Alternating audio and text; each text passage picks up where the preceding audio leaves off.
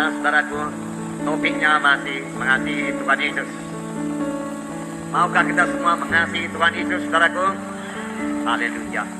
Saya percaya itu hal yang paling indah dalam hidup ini, yaitu mengasihi Tuhan Yesus.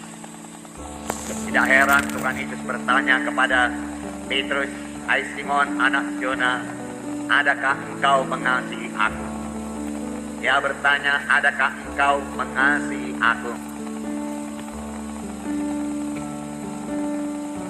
Saya yakin, saudaraku, Roh Tuhan juga bertanya kepada kita, adakah kita mengasihi Yesus? Amin, saudaraku.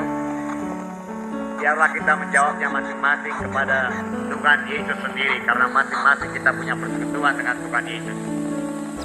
Tuhan Yesus berkata bahwasanya mengasihi Dia, mengasihi Allah adalah hukum yang terutama dan yang terbesar. Orang ahli Taurat bertanya kepada Tuhan Yesus, hukum manakah yang terutama? Tuhan Yesus berkata, yang terutama yaitu kasihilah Tuhan Allahmu dengan segenap rohmu, dengan segenap jiwamu, dan dengan segenap kekuatanmu. Dengan segenap roh, jiwa, dan tubuh kita perlu mengasihi Tuhan Yesus. Dan hukum yang kedua yaitu mengasihi sesama manusia seperti diri kita sendiri. Dalam kedua hukum ini tercakup semua hukum dan kitab nabi-nabi. Saudaraku, kalau Tuhan bertanya kepada kita ini, saudara, adakah engkau mengasihi aku? Barangkali, saudaraku, dengan mudah saja kita menjawab, aku mengasihi engkau, Tuhan Yesus. Barangkali menurut pendapat kita dengan jujur juga kita mengatakan demikian, aku mengasihi engkau, Tuhan Yesus. Aku memang mengasihi engkau.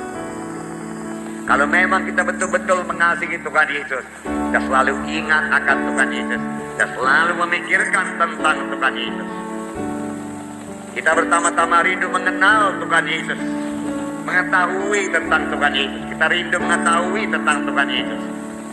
Dan pengenalan kita akan Tuhan Yesus bertambah-tambah. Amin, saudara.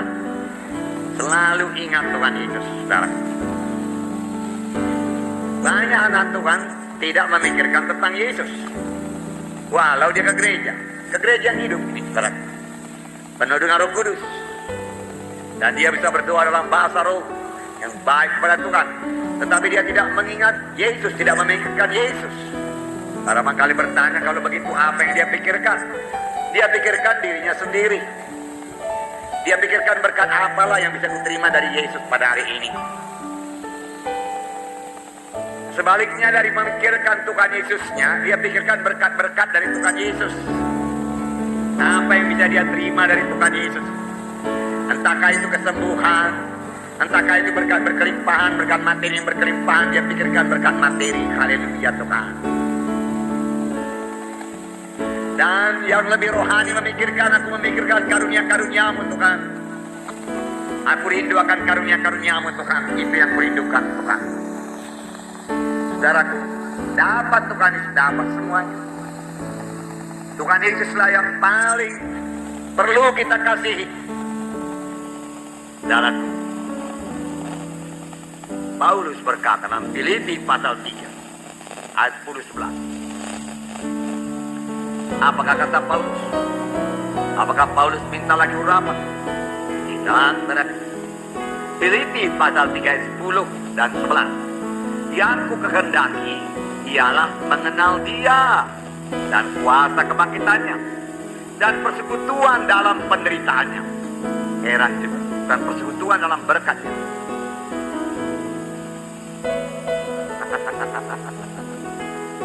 Persekutuan dalam penderitaan. Beri aku juga penderitaan Tuhan. Penderitaan itu banyak gunanya. Amin, saudara. Penderitaan itu membentuk kita, saudaraku, yang menjadi seperti Yesus. Penderitaan itu membangkitkan doa kita kepada Tuhan sungguh-sungguh. Jadi Paulus berkata, beri aku mendapat bahagian dalam penderitaannya, di mana aku menjadi serupa dengan Dia. Saudara, kalau Yesus, saudaraku, mengangkat salib, kita pun harus mengangkat salib kalau kita mau seperti Yesus. Amin, saudara. Tidak mungkin jadi orang Kristen gak ada salib. Enggak mungkin. Harus ada salib. Apakah itu salib? Kalau kehendak ini. Bukan kehendakku, supaya kehendakmu jadi Tuhan. Kalau kehendak daging ini mau apa? Mau senang-senang terus, senang-senang.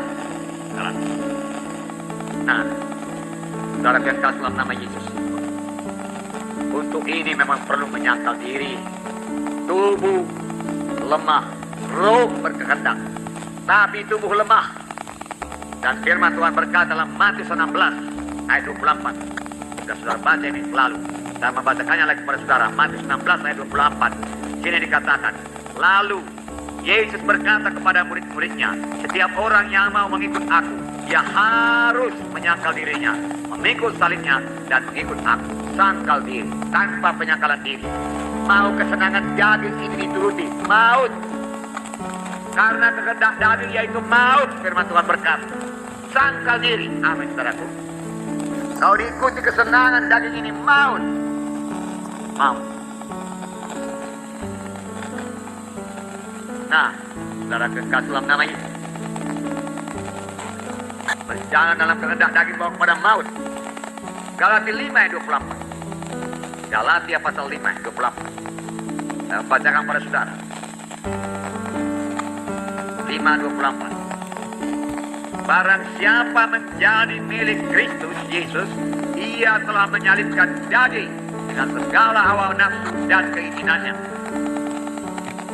Ia telah menyalibkan kehendak dagingnya, ia telah menyalibkan nafsunya